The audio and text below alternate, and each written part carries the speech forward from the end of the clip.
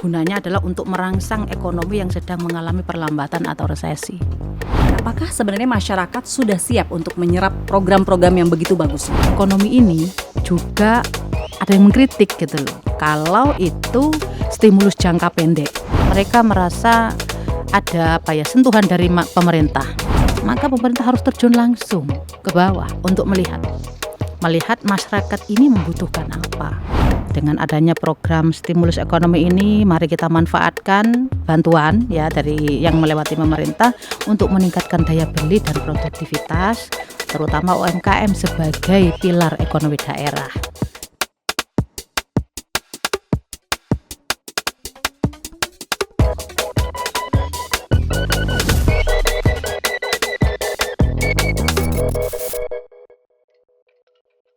Halo sedulur Kompas TV, piye kabare? Senang banget podcast saja Sapa Jatim kembali menyapa, dan kali ini seperti biasa kita menghadirkan tokoh-tokoh inspiratif dan juga obrolan menarik yang terkini di Jawa Timur. Kali ini saya sudah kedatangan seorang narasumber yang luar biasa. Beliau adalah anggota Komisi C DPRD Provinsi Jawa Timur yang membidangi masalah ekonomi.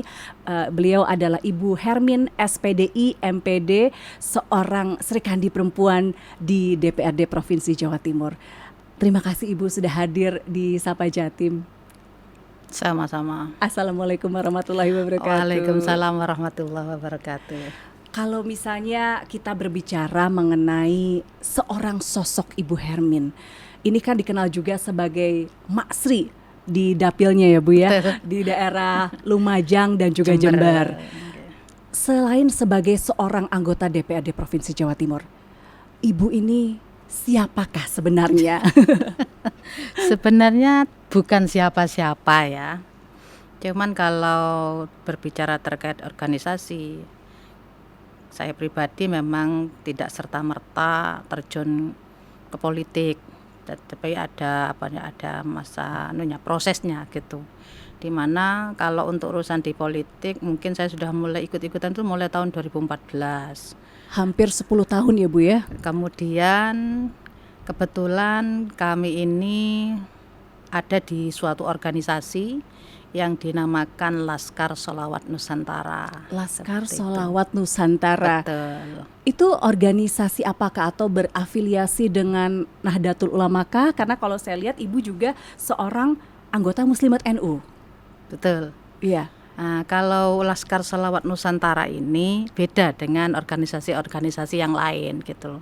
Di kami ini namanya organisasi Laskar Sholawat Nusantara itu kebetulan saya ada di Dewan Pengurus Pusat Laskar Sholawat Nusantara. Kemudian saya juga ditunjuk sebagai Ketua Umum Serikandi Laskar Sholawat Nusantara. Perlu saya jelaskan bahwasanya di Laskar Sholawat Nusantara itu memiliki 4 sayap. 4 sayap apa tuh? Sayap yang pertama itu adalah Serikat Tani Laskar Sholawat Nusantara, yaitu yang komunitasnya tentu terkait dengan pertanian, orang-orang petani-petani. Kemudian ada lagi Serikat Pengusaha Laskar Sholawat Nusantara, disingkat menjadi SPLS. Nah, di situ komunitasnya para pengusaha, UMKM dan sebagainya. Ada juga namanya Serikat Mahasiswa Laskar Sholawat Nusantara, ya tentu di dalamnya adalah mahasiswa-mahasiswa ya. Dan yang terakhir adalah Serikandi Laskar Sholawat Nusantara, seperti itu. Itu kegiatannya apa aja tuh? Nah, mungkin kalau dilihat dari jenisnya sebutannya Serikandi Laskar Sholawat Nusantara, mungkin orang-orang beranggapan bahwa di situ kegiatannya hanya sholawatan saja. Tidak. Nah, Serikandi Laskar Sholawat Nusantara itu beda. Laskar Sholawat Nusantara juga beda dengan organisasi yang lain. Dimana kalau misalnya contoh, dan kebetulan saya memang juga pengurus muslimat ya. Tapi kalau muslimat itu ya basisnya sebatas muslimat. Fatayat, tapi tidak dengan yang namanya Laskar Sholawat Nusantara. Di dalam Laskar Sholawat Nusantara ini itu mencakup keseluruhan, tidak hanya muslimat, NU atau Fatayat, tapi Nasrani pun bisa masuk dalam organisasi kita. Jadi gitu. Selain Muslim juga bisa masuk ke situ. Terus kan mereka tagline gimana kalau pas lagi sholawat gitu? Ya, tagline kita kan ojo lali mojo sholawat. Iya. Jadi kenapa kok non Muslim juga bisa ya? Selama mereka mau bersama kita, kenapa tidak? Itu kami kebetulan memang Di dalam organisasi ini tidak hanya Islam saja, Nasrani ada, kemudian Hindu ada, Buddha ada. Bahkan di kami ini, kalau misalnya tuh ada kegiatan kemasyarakatan di desa kami, kebetulan memang ada 2 agama, agama Islam dan Hindu, tapi mereka sebagian juga ikut di laskar kami gitu. Nah, kalau misalnya ada kegiatan-kegiatan hari-hari besar, misalnya hari besar Islam gitu, teman-teman Hindu itu membantu. Ini ya, saya harus sapa ini, halo Pak Misno yang ada di Wringin Agung. Jadi ini mangkunya orang Hindu yang sering banyak sekali membantu kegiatan-kegiatan umat Islam di saat hari-hari besar ya. Jadi ketika hari raya Idul Fitri misalnya, kan banyak tuh masyarakat agama Islam yang ke ziarah ke makam. Betul. Jadi teman-teman Hindu biasanya ngepam. Gitu. Kadang-kala waktu saat Idul Fitri, sholat Idul Fitri, teman-teman juga ngepam, jaga parkir luar seperti biasa itu. Ya.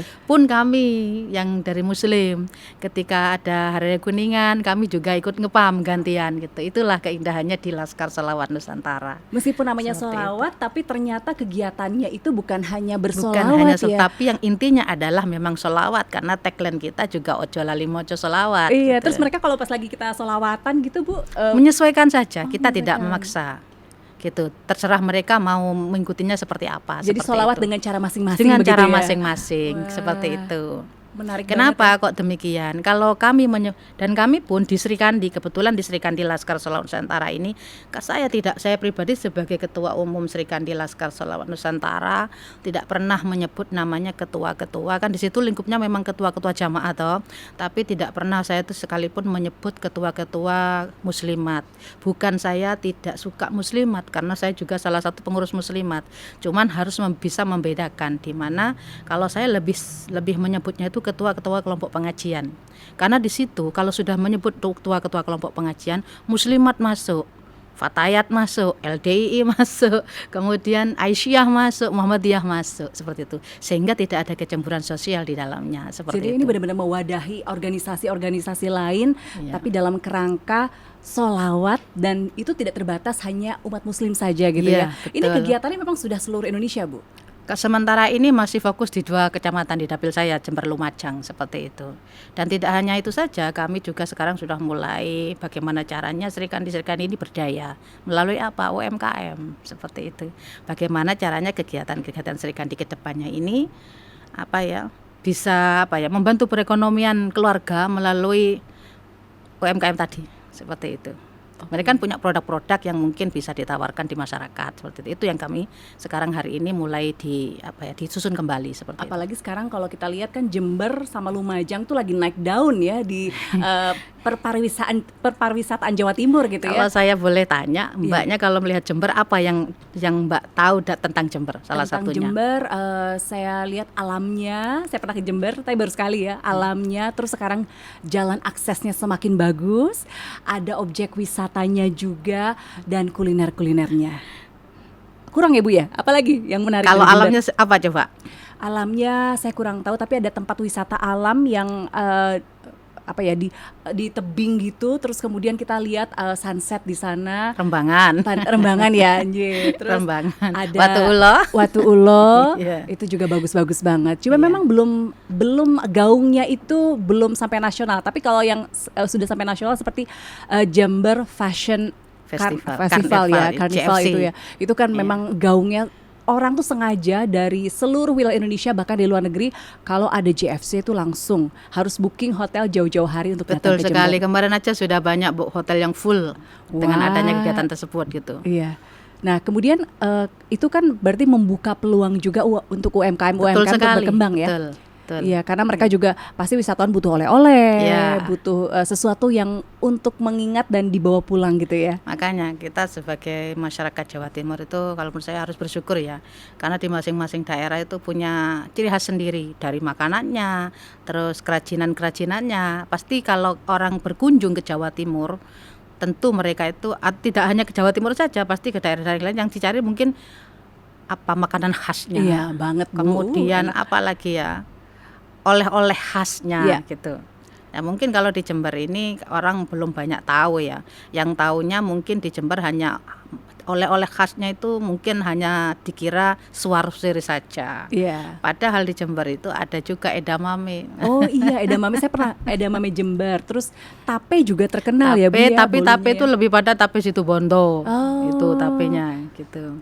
Oke, nah ini kan menarik sekali karena Ibu ini kan boleh dibilang putra daerah asli Jember ya Bu ya. Betul. Dari kecil di sana, kemudian juga menempuh pendidikan di Madrasah Aliyah Al-Qodiri, Betul. kemudian juga S1, S2 itu di Jember. S1-nya di Staifas Kencong, S2-nya di UIN khas Jember ya Bu ya. Betul. Ini di bidang pendidikan Islam ya Bu. Betul. Iya. Nah, kalau misalnya kita lihat ini kan pendidikannya itu sangat linier dengan kegiatannya kemudian di Muslimat NU. Tetapi kalau kita lihat pilihan politik, Ibu ini bukan dari partai yang pada umumnya dipilih orang NU gitu ya. Iya. Saya kira juga Dikira NU. saya PKB. Oh iya, dikira kalau nggak PKB P3 gitu P3. kan. Tapi beliau ini, Ibu ini adalah seorang anggota Gerindra. Iya, Kok betul. bisa belok Dan gitu? baru Bu?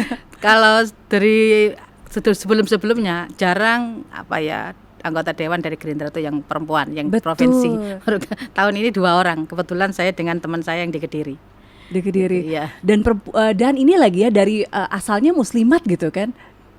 Bukan, maksudnya kan kalau Gerindra banyaknya kegiatan-kegiatannya bukan yang bersifat keagamaan gitu kan ininya. Betul sekali. Ya kok bisa Bu tiba-tiba nyebrang ke Gerindra? Tiba-tiba nyebrang ke Gerindra. Ya karena kita dari dulu memang sudah komitmen, tidak hanya di tahun 2024. Kami memang sudah di awal tahun 2014 sudah di Gerindra seperti itu gitu. Kenapa kami itu kok kayak dibilang nyebrang ya? Iya. Karena kita kok komunitasnya ibu-ibu kelompok pengajian tapi kok di Gerindra. Itulah kenapa, karena saya mengambil Ketua Umum Serikandi Laskar Salon Nusantara, kan di situ memadai semuanya, tidak hanya mencakup satu organisasi saja gitu loh. Jadi kan balance tuh dengan pilihan saya, tidak harus di partai ini tapi di Gerindra gitu loh. Karena saya juga di dalamnya tuh macam-macam, tidak hanya kelompok-kelompok pengajian yang dari muslimat saja gitu loh, seperti itu. Itu alasan saya gitu. Tapi apakah ada mungkin ideologi khusus yang di Gerindra sehingga oke, kayaknya partai ini nih yang saya putuskan untuk saya pilih? Dari hasil istikharah aja deh. Langsung istikharah ya. Seperti Iya. itu. Jadi- Intinya mau dimanapun, yang penting kita itu bisa memberi manfaat untuk masyarakat. Kalau menurut saya seperti itu. Bagaimana menyampaikan amanah itu nyampe ke masyarakat, itu saja. Berkiprah sejak 2014 di politik, kemudian baru terpilih di tahun 2024 sampai Ya. 2029 ya. Ya. Ini biasanya kalau orang masuk ke politik, apalagi perempuan, biasanya itu kan didukung oleh tim support yang luar biasa. Ya. Entah itu dari keluarganya berasal dari dinasti politik atau suaminya juga orang politik. Kalau Ibu keluarga di politik juga atau enggak? Tidak ada sama sekali. Nggak ada Keluarga sama di sekali? politik tidak ada, suami juga tidak di politik. Ya ngalir gitu saja sih. Kok bisa gitu. nyemplung Bu? Dan kuat gitu ya? Ya kan kita kalau untuk urusan keluarga kita harus dulu sama-sama membuat komitmen bahwasanya kalau saya terjun ke politik berarti harus begini ya, harus keluarga harus siap ditinggalkan karena sering keluar kota dan sebagainya, kemudian anak juga jarang disentuh ya, mungkin datang cuma sebentar berangkat lagi, ya sama-sama memahami aja, mau suami mau keluarga sama-sama memahami. Tapi luar biasa berarti tim supportnya ya. Saya dengar Ibu juga sudah punya 3 orang anak. Betul. Sudah mantu juga malah ya. Sudah, yang Meskipun pertama masih muda, kemarin. Tapi sudah mantu. Tapi tetap bisa berkiprah sebagai seorang perempuan yang luar biasa di DPRD Provinsi Jawa Timur, bahkan punya banyak kegiatan-kegiatan lain juga. Betul. Gimana caranya memberikan pemahaman kepada keluarga bahwa politik ini merupakan pilihan yang tepat untuk Ibu? Kalau terkait itu, mereka kan melihat kegiatan saya sehari-hari. Selama ini ya kadang-kala ketika melihat saya itu tidak pernah terlihat santai gitu ya. Ya sempat bertanya sih, cuman kan saya harus menjelaskan dengan bahasa saya. Karena dunia politik ini memang seperti ini gitu loh, apalagi ke suami gitu loh. Karena komunitas kami kan bukan perempuan saja, cuman juga ada laki-laki. Saya rasa selama ini keluarga saya baik-baik saja tuh, mereka welcome gitu, tidak bermasalah gitu. Luar biasa berarti Ya. supportnya memang sudah ikhlas lahir batin gitu Karena ya. sebelumnya memang sudah sering ditinggal, karena saya sebelum di organisasi juga saya kebetulan mulai lulus sekolah itu tahun 2001 sudah diutus untuk mengelola lembaga. Jadi kepala sekolah. Oh, Oh, oke. Mulai 2001 saya jadi kepala sekolah sampai 2019. 2019. Jadi Ya. baru-baru aja gitu ya sebenarnya melepas Melepas jabatan ya. sebagai kepala Jadi sekolah. saya pas fokus di politik itu tahun 2019. Kemudian 2024 kemarin maju. Iya. Bekal apa yang didapat ketika menjadi kepala sekolah kemudian menjadi anggota dewan? Sering komunikasi dengan komunitas-komunitas yang berbeda-beda saja sih. Di situ kita sering banyak mengenal orang dari komunitas ini, komunitas itu gitu. Sehingga kemudian pas kebetulan juga lebih fokus pada kelompok-kelompok pengajian, itu yang menjadikan saya sampai hari ini mengantarkan saya menjadi anggota dewan gitu. Jadi itu jalur gerilya ibu-ibu banget gitu Iya, ya. ibu-ibu gitu. Tapi dari sekarang mulai pengajian-pengajian. mulai tidak ibu-ibu saja sih, mungkin untuk anak-anak muda juga kayaknya mereka juga perlu sentuhan sih. Bagaimana caranya kita merangkul saja seperti itu. Sejauh ini Ibu bagaimana cara merangkul generasi, berarti mayoritas kan ibu-ibu ya yang Iya. ikut pengajian. Nah, cara merangkulnya bagaimana? Untuk yang Untuk maju ke DPRD Provinsi Jawa Timur, karena kan tidak mudah meskipun misalnya Ibu aktif di beberapa komunitas, tapi kan tidak semua orang itu bisa yakin untuk menitipkan aspirasinya ke Ibu. sebelumnya karena memang sudah kenal saya. Karena saya sebelum nyalon kan memang sudah menjadi ketua umum Sri Kandi Laskar Selatan Nusantara, yang memang kegiatan-kegiatan saya itu sering bertemu dengan emak-emak kan Oh, gitu. gitu. Jadi ketika saya nyalon sudah tidak asing lagi gitu. Jadi hanya oke, ini orang yang kita kenal Iya, dekat gitu. lewat Laskar untuk Ketua Sri Kandi Laskar Sholawat Nusantara. Ini luar biasa serius. Jadi memang lewat jalur-jalur yang tidak menyangka ya, dari pengajian tapi begitu bisa menggalang kepercayaan masyarakat untuk menitipkan suaranya ke Ibu.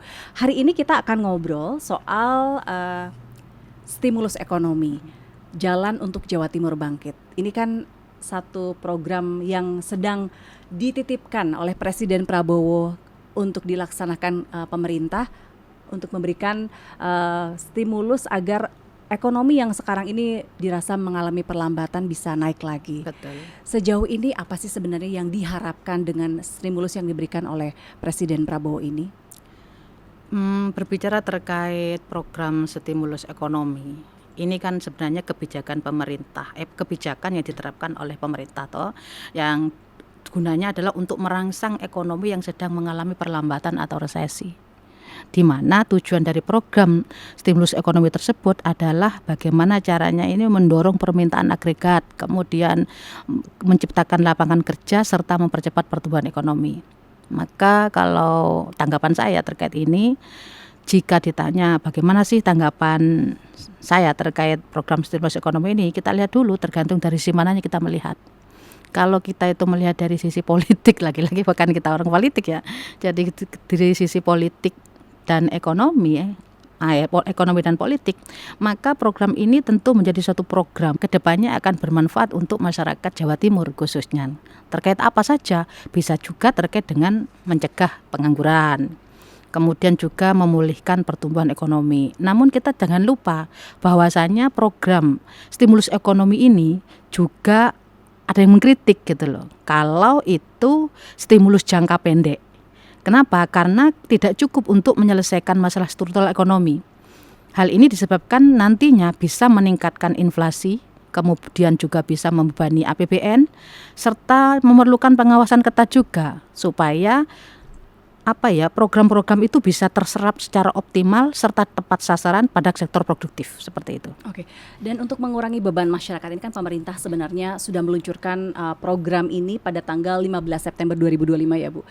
Namanya program paket 8 tambah 4 tambah 5 yang harapannya program ini bisa menjadi penyelamat di saat ekonomi global ini kayak sekarang situasinya lagi gonjang-ganjing. Nah, ini urgensinya melaksanakan program ini apa sebenarnya? Selama ini tingkat urgensi program stimulus ekonomi saat ini memang begitu tinggi ya. Kenapa kok tinggi? Karena bertujuan untuk menjaga pertumbuhan ekonomi ini agar tidak melambat di tahun 2025 nanti, terutama khususnya di akhir 2025 ya. Serta untuk membantu daya beli masyarakat dan menciptakan lapangan kerja, di mana pemerintah dalam hal ini harus berupaya menggenjot pertumbuhan ekonomi nasional ini yang nantinya diperkirakan itu akan melambat akan melambat setelah kuat di kuartal 11 2025. kuartal 11 2025 bulan depan berarti depan ya, udah November Desember ini ya. Betul. Nah, kalau misalnya kita lihat ini kan sudah berjalan beberapa bulan meskipun baru di launching pada September kemarin ya. Pelaksanaannya di Jawa Timur menurut Ibu bagaimana? Kan sudah mulai berjalan, terutama kalau kita lihat yang paling menarik itu soal beras murah, itu mulai sudah digalakan di beberapa daerah. Kemudian juga ada program yang unik adalah program magang nasional yang melibatkan sekitar 20.000 tenaga pekerja muda ya yang baru lulus kuliah gitu. Ini kan menarik banget karena kita tahu bahwa sekarang tuh lagi susah-susahnya mencari lapangan pekerjaan. Ya itu kan memang tujuan dari program stimulus untuk itu.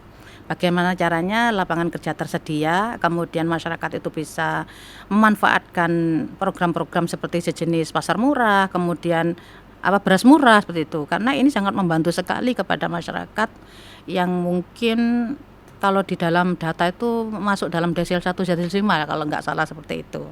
Itu yang membuat kenapa program stimulus ekonomi ini memang harus betul-betul kita dukung. Seperti itu. Kalau sejauh ini pelaksanaannya bagaimana, Bu? Apakah di lapangan sudah baik atau memang perlu banyak pembenahan di sana sini? Selama ini baik-baik saja gitu. Jadi kayak pasar murah, terus kemudian beras murah itu masyarakat merasa dengan adanya program ini terbantu, termasuk dari sisi perekonomian seperti itu. Sebenarnya kalau kita terjun ke lapangan dan Ibu juga pasti sering ya ke Dapil gitu ya, ke wilayah Jember dan juga Lumajang, apa sih sebenarnya yang paling dibutuhkan masyarakat supaya ekonomi ini kembali bergeliat? Terkait prioritasnya? Ya. Kalau berbicara dengan prioritas, maka program stimulus ekonomi yang diprioritaskan untuk masyarakat Jawa Timur itu harus fokus pada minimal 3 hal ya. Yang pertama adalah pemulihan konsumsi rumah tangga, di mana pengeluaran yang dilakukan oleh suatu keluarga itu merupakan salah satu indikator penting dalam perekonomian yang mencerminkan kesejahteraan masyarakat dan menjadi penggerak utama pertumbuhan ekonomi di suatu negara. Kemudian fokus yang kedua itu adalah penyerapan tenaga kerja.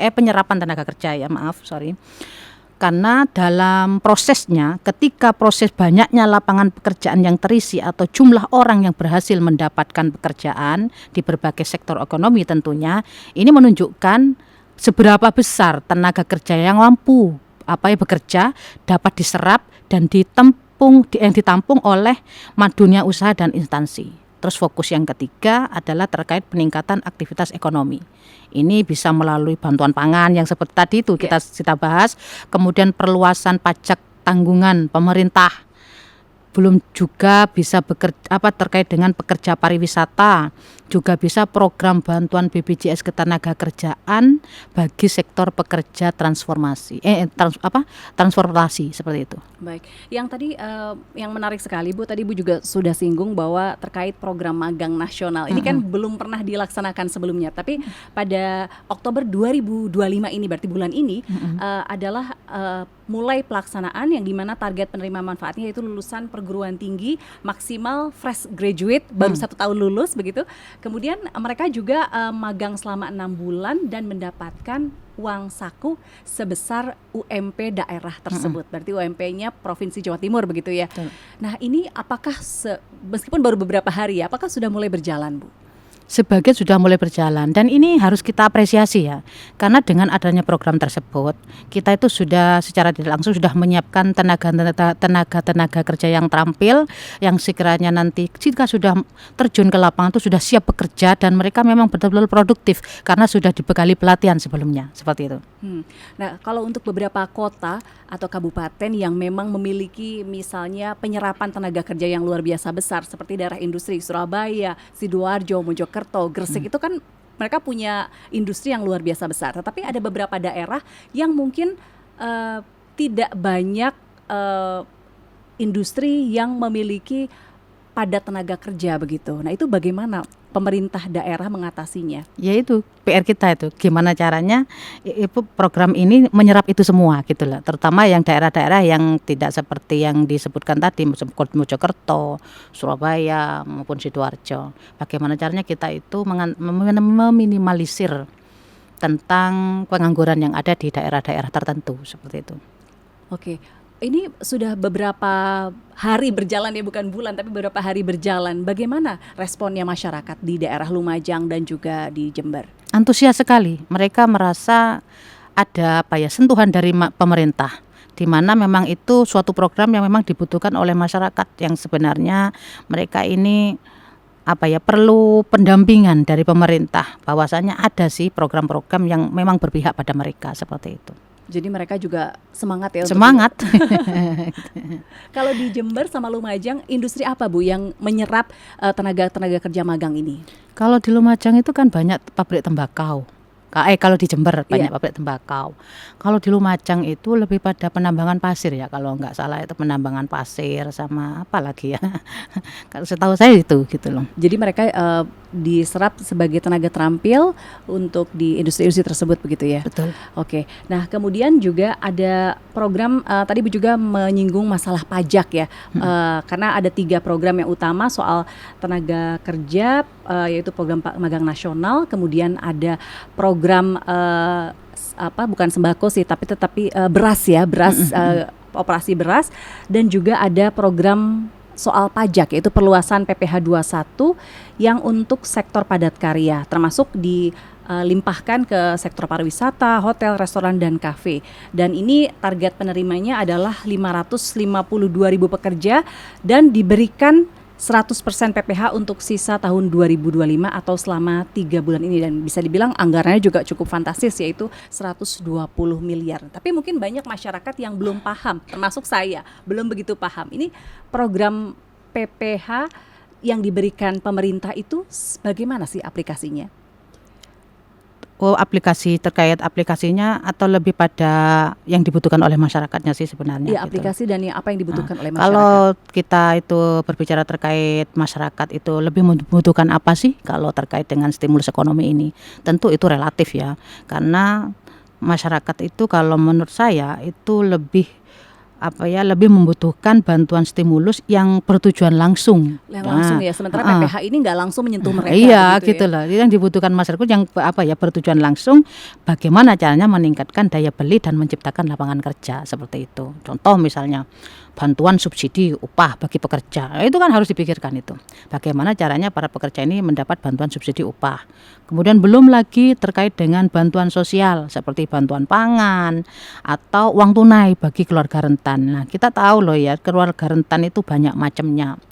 Ada yang termasuk dalam kategori keluarga miskin, ada yang termasuk dalam kategori ada penyandang disabilitas, kemudian juga ada orang yang punya penyakit yang mungkin mau berobat tidak bisa karena terkendala oleh biaya, kemudian juga lansia yang terlantar gitu. Kalau berbicara ini sekarang di medsos itu kan sudah banyak beredar, malah kita melihat itu semuanya itu dari konten-konten kreator ya. Miris sebenarnya ketika melihat contoh misalnya ada cerita lansia yang punya anak 11, tapi ternyata di masa tuanya tidak satu pun anaknya yang peduli terhadap orang tuanya sehingga mereka terlantar. Ada juga anak-anak yang penyandang disabilitas yang sebenarnya perlu dibantu. Maka program ini harusnya bagaimana caranya itu nyampe kepada mereka itu. Kemudian yang kedua, bantuan insentif bagi UMKM. Nah, bagi UMKM itu yang dibutuhkan apa sih terkait bantuan insentifnya? Bisa melalui pelatihan yang kayak tadi kita bahas, kemudian akses pasar ya, ini jadi perlu ini kalau bagi UMKM. Kemudian ada juga dukungan pembiayaan. Dukungan pembiayaan ini tidak serta-merta langsung uang tunai gitu, tidak, tapi bagaimana caranya pelaku usaha ini mendapatkan modal usaha, mungkin dapat pinjaman melalui kredit tapi dengan bunga yang begitu rendah seperti itu. Dan itu ada, pemerintah sudah menyiapkan itu untuk para pelaku usaha itu. Kalau di Bank Jatim itu ada namanya program kredit usaha rakyat. Itu bisa dimanfaatkan daripada pinjam di ojol pinjol ya itu atau kemudian, Bank Emok kemudian kadangkala juga kalau mereka nggak seperti itu, kadangkala para pelaku usaha ini hanya mengandalkan modal yang ada sehingga untuk berkembang itu sulit gitu loh. Padahal kan kita tahu UMKM adalah pilar ekonomi daerah kan gitu.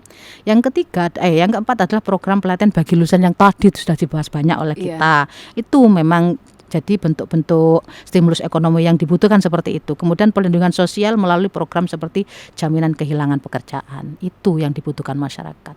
Jaminan kehilangan pekerjaan. Sebenarnya sekarang sudah ada atau belum sih programnya itu? Jaminan kehilangan pekerjaan. Kalau ada kayaknya nggak perlu dibahas. Berarti kalau dibahas berarti ada. Berarti ada ya. Jadi memang itu yang sangat dibutuhkan oleh masyarakat karena dilihat kita sekarang ada di suatu situasi ekonomi yang secara global juga memang tidak menentu sehingga banyak terjadi layoff atau pemutusan hubungan kerja juga ya. Nah, kemudian kalau kita lihat bahwa pemerintah sebenarnya sudah memberikan stimulus-stimulus termasuk program penyerapan tenaga kerja, diantaranya di tingkat daerah itu ada operasional koperasi desa atau kelurahan Merah Putih yang mendukung untuk penyerapan tenaga kerja lokal, sehingga dengan adanya program koperasi ini diharapkan masyarakat UMKM bisa menyerap tenaga kerja juga. Kemudian ada juga replanting di perkebunan rakyat sehingga masyarakat bisa ikut bergabung di kegiatan-kegiatan pemulihan komoditas rakyat ini. Terus juga ada Kampung Nelayan Merah Putih dan revitalisasi tambak di Pantura ya Bu ya, termasuk juga ada modernisasi kapal nelayan. Ini sebenarnya banyak sekali program-program yang diberikan oleh pemerintah untuk menstimulus ekonomi, terutama di Jawa Timur. Tapi sepanjang pengamatan Ibu di lapangan, apakah sebenarnya masyarakat sudah siap untuk menyerap program-program yang begitu bagusnya? Asal ada pendampingan dari pemerintah, insya Allah mereka siap. Tinggal bagaimana nanti mekanisme penyalurannya seperti itu. Kalau di masyarakat sebenarnya kendalanya apa sih Bu? Kalau di masyarakat itu sebenarnya mereka kan minim informasi, karena kita tahu masyarakat kita itu tidak semuanya itu menggunakan medsos itu, mahir menggunakan medsos, sehingga di situ ada pengelompokan tersendiri, di mana yang satu Gen Z misalnya itu memang mereka sudah biasa dengan urusan itu, sehingga informasi informatif terbaru mereka bisa update, tapi tidak dengan masyarakat yang tidak memahami IT. Mereka kan mungkin mendengarnya dari mulut ke mulut bahwa ada program ini. Lah kalau tidak dikasih tahu mereka nggak tahu gitu. Berarti sosialisasinya juga perlu lebih digalakan gitu ya. Pendampingan ke masyarakat itu, termasuk bagaimana caranya, mekanisme penyalurannya seperti itu. Dan kalau kita berbicara terkait dengan mekanisme penyaluran stimulus ekonomi dan pengawasannya, maka kalau dilihat dari program ini, kita itu sebenarnya kalau melalui mekanisme penyaluran stimulus ekonomi ini umumnya kan melalui lembaga keuangan ya, atau badan-badan pemerintah dengan melalui beberapa tahapan ya, supaya program ini tepat sasaran dan nyampe ke mereka. Maka harus dilakukan yang pertama adalah identifikasi penerima. Lah, identifikasi penerima ini bagaimana caranya untuk agar efektif ya. Maka pemerintah harus terjun langsung ke bawah untuk melihat masyarakat ini membutuhkan apa. Oh, tidak semua loh, jangan dianggap masyarakat semuanya membutuhkan uang tunai, meskipun rata-rata seperti itu. Kalau kita melihat ke bawah, bisa jadi mereka yang lebih dibutuhkan adalah rumah yang layak huni. Maka ini akan bersinggungan berkaitan dengan bedah rumah kan gitu. Ada juga nanti mungkin masyarakat yang tadi mempunyai penyakit khusus yang perlu dibantu. Berarti kan nanti kaitannya bagaimana caranya ini bisa berobat tanpa harus diribetkan dengan administrasi karena keterbatasan ekonomi. Bisa juga mungkin terkait masalah disabilitas. Bagaimana disabilitas ini bisa terus berupaya, berarti mereka butuh modal, berarti uang kan gitu untuk mengembangkan usahanya. Ada juga keluarga rentan mungkin tidak begitu dengan uang misalnya, tapi lebih pada membutuhkan kebutuhan pokok. Maka itu kita sesuaikan. Lah, dari hasil identifikasi inilah yang akan menjadikan penentu jenis bantuan apa yang harus kita berikan. Ya. Kemudian proses pencairan hingga pelaporan sampai dengan pemantauan itu harus dipastikan agar tepat sasaran dan akuntabilitas. Ini bisa juga melibatkan, dalam hal ini bisa melibatkan oleh lembaga terkait, mau tim audit, evaluasi, ataupun mekanisme pengaduan untuk mencegah penyalahgunaan agar benar-benar efektif. Seperti itu. Tadi menarik sekali soal identifikasi penerima. Ini yang selalu menjadi masalah program apapun di Indonesia ya Bu. Iya, jangan sampai BPJS, program pemerintah ini nggak tepat sasaran gitu. Betul, Kartu Indonesia Pintar itu sering sekali penerimanya itu tidak sesuai dengan yang harusnya mendapatkan. Iya. Terkadang kalau ada keluhan ya dari masyarakat itu, orangnya yang sebenarnya itu nggak perlu gitu. Itu tantangan luar biasa besar sih Bu sebelum program itu berjalan. Kalau dari DPRD Provinsi Jawa Timur bagaimana mengawal supaya ketika pemerintah melakukan identifikasi penerima ini supaya tepat sasaran? Kita lihat dulu, kita biasanya kan itu dapat datanya dari dinas sosial kan gitu. Di situ sudah tertera, oh ini masuk desil 1 sampai desil 5, masuk desil 6 sampai desil 10. Lah kita pastikan dulu, yuk kita turun. Betulkah ini gitu.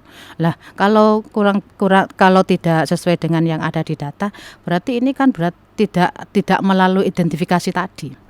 Seperti itu. Banyak loh kejadian-kejadian misalnya ada bantuan PLT dan sebagainya yang nerima itu tidak tepat sasaran. Kenapa? Karena tidak turunnya ke lapangan itu tadi, atau mungkin ada pihak-pihak tertentu yang mungkin lebih mementingkan kebutuhan pribadinya daripada masyarakat yang betul-betul membutuhkan, seperti itu. Uluran tangan kita melalui program-program pemerintah tersebut gitu. Tapi nggak nyampe kepada mereka gitu. Kadang kalau kita lihat tuh mending kita scroll, bukan berarti nggak tega, bukan berarti mengabaikan, tapi karena nggak tega. Kan gitu. Karena tangan kita tidak sampai untuk memberikan uluran tangan ya. Nah kemudian ketika Ibu turun ke masyarakat, terus melihat langsung bagaimana ini mereka tidak mendapat uluran tangan dari pemerintah padahal sangat membutuhkan. Apa yang bisa dilakukan oleh DPRD Provinsi Jawa Timur supaya istilahnya suara mereka ini bisa didengar? Kita tampung aspirasi mereka, kan kita ada kegiatan yang namanya serap aspirasi masyarakat. Itu kita lakukan, kita turun ke bawah. Disitulah kita mengetahui apa sih sebenarnya kebutuhan masyarakat di bawah. Apa itu mungkin pertanian misalnya, oh ternyata butuh irigasi gitu. Oh ternyata butuh nelayan, oh ternyata butuh alat tangkap dan sebagainya. Disitulah kita sebagai anggota DPRD itu tahu terkait apa yang dibutuhkan oleh masyarakat. Seperti itu. Tapi berarti kalau misalnya Ibu turun ke daerah kemudian melihat bahwa dari identifikasi penerima ini nggak sesuai dengan data yang diberikan oleh pemerintah, boleh dong ya menjawil pemerintah bahwa ini bukan boleh lagi, harus saya jawil, harus saya colek gitu loh. Iya. Terus bagaimana sejauh ini ketika Ibu melakukan istilahnya bukan identifikasi sih, tapi melakukan satu cara untuk bahwa ini nggak sesuai nih datanya, kok pemerintah ngasihnya nggak sama orang yang tepat gitu. Kalau kita sudah berani bilang itu nggak sesuai, berarti kita juga punya bukti dong. Nggak sesuainya dari mana, maka kita sinkronkan dengan data yang sesuai. Maka dari itu bisa kok kita bisa mengupayakan bagaimana caranya memang betul-betul tepat sasaran itu. Jadi kalau misalnya anggota dewannya turun, memang sebenarnya bisa itu. Bisa ya harus turun. Karena sekali lagi anggota dewan kan tidak hanya ngantor saja, tapi lebih banyak harus lebih turun biar tahu kebutuhan masyarakat di bawah itu apa gitu loh. Ngantor iya, turun juga iya kalau gitu. Kalau misalnya kita lihat misalnya sebagai persentase ya, jadwal bekerja anggota dewan di DPRD Provinsi Jawa Timur, berapa persen di kantor dan berapa persen di dapil, Bu? Itu secara pribadi apa secara umum? Secara umum. Kalau secara umum balance. Oh, balance. Kita di kantor iya, di dapil iya gitu. Tapi kalau Ibu sebagai seorang anggota DPRD untuk dapil Lumajang sama Jember, apakah mungkin lebih banyak di daerah atau di? Saya lebih banyak di daerah. Di daerah. Tapi juga tidak meninggalkan kewajiban saya di kantor. Kenapa lebih banyak di daerah, Bu?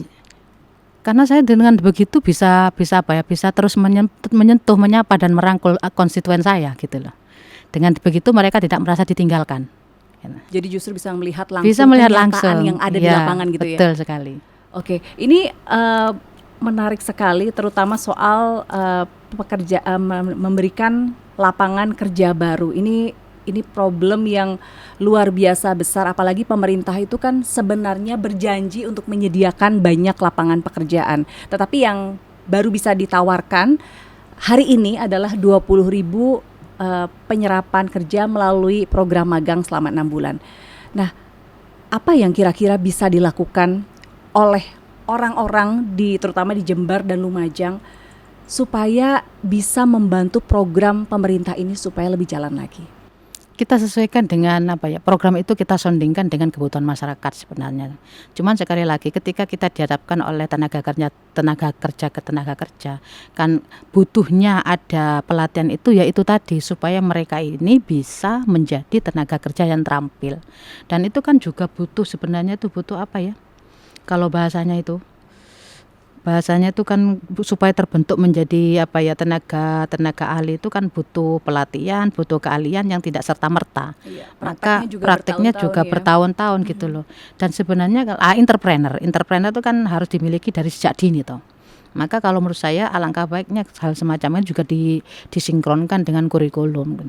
Paling tidak anak-anak ini lulus SD itu sudah bisa memilih mereka itu nanti larinya mau kemana. Kalau lulus SLTP misalnya, di SLTP ini mereka ini mau fokus di agama atau fokus di umum, apa mau fokus di dia lebih pada mengasah skillnya. Maka harusnya peka seperti itu harus dipetakan mulai sejak lulus SD. Menarik ya, dari Seperti SD harus itu dipetakan. harus ya. dipetakan. Kira-kira mereka nanti Jangan mau sampai jadi apa? jangan sampai mereka berpikir kalau sudah MA masih ditanya cita-cita mau apa, ya itu sudah istilahnya bahasa Jawanya ngasep kan gitu, terlambat. Kenapa enggak dari awal lulus SD sudah kita petakan? Kan anak-anak itu EQ-nya anak itu kan berbeda. Tidak semua anak itu mahir agama, tidak semua anak itu mahir umum. Maka ini harus dipetakan. Kalau yang mahir agama ya sudah mereka itu difokuskan di agamanya, tapi tidak meninggalkan umumnya, tapi sekedar sebagai dasar saja. Nah seperti itu. Kalau mereka itu mahir di matematikanya, agama juga jangan dipaksakan di agama. Ngeluh mereka nanti, pusing nanti Jadi mereka. harus ada pengenalan bakat sejak dini gitu. Cuman agama sebagai dasar tetap dimasukkan. Anak ini agamanya kurang begitu memahami. Anak ini umumnya kurang begitu memahami. Maka mereka kita tempatkan di namanya, kalau bisa itu dikasih nama kelas entrepreneur. Di situ mereka akan mengasah sesuai dengan bakat dan skillnya masing-masing. Dari situlah kita akan melangkah. Kalau kita berbicara tentang penyerapan tenaga kerja muda ya, kita dari situ kita melangkah ke jenjang SLTA. Yang dari entrepreneur itu nanti kita arahkan ke SMK, karena mereka siap bekerja, tidak mau kuliah kan gitu. Kemudian yang dari umum kita arahkan ke SLTA, SMA atau MA, karena nanti akan kuliahnya di umum, tidak di agama, karena mereka sudah mulai awal sudah ngambil jurusan umum gitu loh. Kan agama juga gitu, mereka kita arahkan di MA atau SMA. Karena nanti mungkin tujuan mereka akan kuliah di Timur Tengah, kayak mau di apa, itu sesuai jadinya. Lah ketika kuliah itu sesuai dengan bakat minatnya tadi dari awal itu. Kalau anak kelas entrepreneur pasti mereka sukanya, saya habis SMP atau habis MTS kalau madrasah, saya mau melanjutkan ke SMK, karena di SMK ini nanti lulus dari SMK kita nggak mau kuliah, kita mau kerja. Nah disitulah akan kita sondingkan dengan program pemerintah tadi. Ya balance akhirnya kan gitu, karena mereka sudah dibekali dari awal seperti itu. Jadi pentingnya pemetaan bakat dan minat ya dari gitu, awal. dari awal gitu. Wah, dari SD ya, saya baru tahu. Kalau misalnya SMA, biasanya kita selalu mulai dari SMA.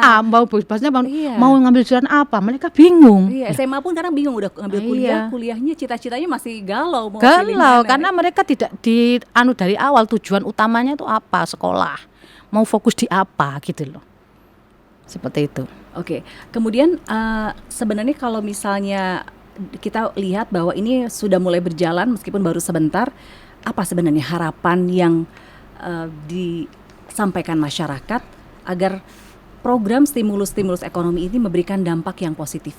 Kalau untuk harapan kami ke depannya untuk masyarakat Jawa Timur terutama ya, dengan adanya program stimulus ekonomi ini, mari kita manfaatkan bantuan ya dari yang melewati pemerintah untuk meningkatkan daya beli dan produktivitas, terutama UMKM sebagai pilar ekonomi daerah. Karena program stimulus ekonomi ini merupakan momentum untuk berkolaborasi dengan pemerintah, kemudian dengan lembaga keuangan, serta mendorong investasi agar pertumbuhan ekonomi di Jawa Timur ini pulih dan tumbuh lebih kuat lagi. Jadi memang itu ya tujuannya. Nah kemudian kalau kita lihat bahwa program-program stimulus ini bukan hanya berkutat masalah penyediaan pangan, tenaga kerja, tapi juga termasuk BPJS Ketenagakerjaan, ada penurunan BI rate bagi penerima manfaat dari 5% menjadi 3%. Dan fasilitas tersebut bisa digunakan untuk DP rumah ataupun cicilan perumahan. Sebenarnya ini membantu masyarakat sekali atau belum waktunya pemerintah mengeluarkan kebijakan ini? Ini lebih spesifik pada DP rumah atau ngontrak rumah ya. Kalau lebih pada itu kan tidak semua orang memerlukan itu, apalagi di pedesaan. Di pedesaan itu biasanya tanah sudah ada, bangun apa adanya. Jadi kita harus menyesuaikan dulu dengan kebutuhan daerah kan gitu.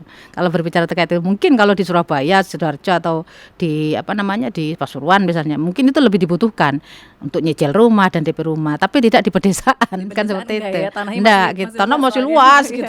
Mau bangun kayak apa? Jadi ini memang kebijakan kebijakan yang harus dilihat diterapkan di daerah mana, karena Iya, di Jawa Timur juga gitu. tidak semuanya Tidak membutuhkan semua ini. membutuhkan itu. Kemudian ada juga, ini juga masih berhubungan sama yang tadi, untuk pengembang BI rate itu diturunkan dari 6% menjadi 4%. Harapannya sih bisa memperluas kesempatan untuk pekerja bisa memiliki rumah dengan harga terjangkau. Itu tentunya masih ada hubungannya sama yang tadi ya Bu ya. Betul. Kalau di daerah Jember sama Lumajang yang tanahnya luas-luas mungkin belum terlalu membutuhkan ya. Ya, dan lagi pula memang di daerah pedesaan kan kurang terserapnya tenaga kerja, karena memang kan lebih banyak di kota. Maka kebutuhan itu memang cocoknya di kota karena banyak pekerja yang membutuhkan tempat tinggal gitu loh. Kemudian ada juga nih program padat karya tunai oleh Kementerian PUPR dan Kementerian Perhubungan sekitar bulan September sampai Desember 2025, yaitu ada 465.000 target penerima manfaat, dan anggaran ini sekitar 3,5 dari Kemen PUPR dan juga 1,8 triliun dari Kementerian Perhubungan. Ini juga saya kurang paham, ini padat karya tunai itu diharapkan pemberiannya seperti apa sih Bu? Kita fokus dulu terkait itu, berarti kita bagaimana stimulus ekonomi ini agar efektif menciptakan tenaga kerja baru kan.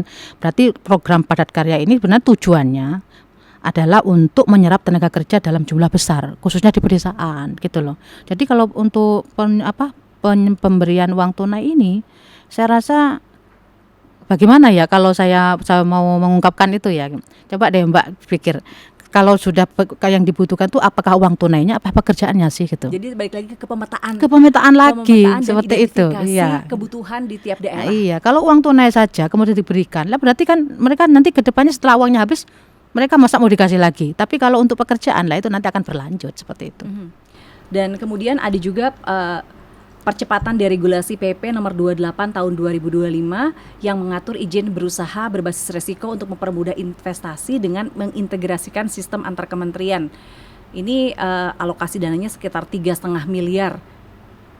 Nah, ini rencana detail tata ruang. Ini agak membingungkan buat Membingungkan, ya saya. sekali. Ya. Ini sebenarnya dibutuhkan atau tidak untuk di Jawa Timur? Yang penting kalau untuk masalah terkait dengan investasi ya, bagaimana caranya di perizinan itu dipermudah aja supaya investor itu tertarik menanamkan sahamnya di Jawa Timur khususnya seperti itu. Yaitu salah satunya adalah permudah perizinannya seperti itu.